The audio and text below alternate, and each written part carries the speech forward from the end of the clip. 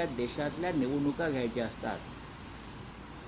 मोदी शहा सांगतील त्या पद्धतीनं निवडणुका घ्यायच्या नसतात.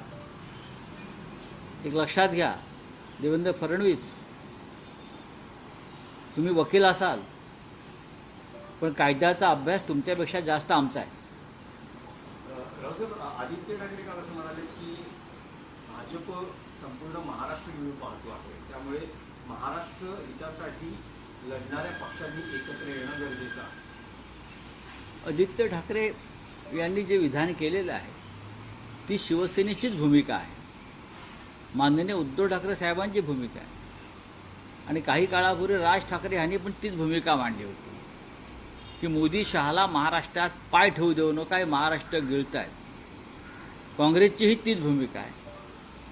त्याच्यामुळे हे जे समविचारी पक्ष आहेत, महाराष्ट्राचा स्वाभिमान जपू पाहणारे किंवा महाराष्ट्र उद्योगपतींच्या, गुजरातच्या उद्योगपतींच्या घशात जाण्यापासून वाचवण्याचा प्रयत्न करणारे, या सगळ्यांनी एकत्र यावं, ही भूमिका आमच्या सगळ्यांची आहे. संयुक्त महाराष्ट्राचा जो लढा झाला आमच्या आधीच्या पिढीनं केला, त्याच प्रकारचा नवीन लढा आपल्याला आता उभा करावा लागेल, ही आमच्या सगळ्यांची भूमिका आहे आणि आम्ही सगळे त्यासाठी तयार आहोत. राऊत साहेब, असंही म्हटलं जातं आहे की राज ठाकरे उद्धव ठाकरे यांनी एकत्र येण्यासाठी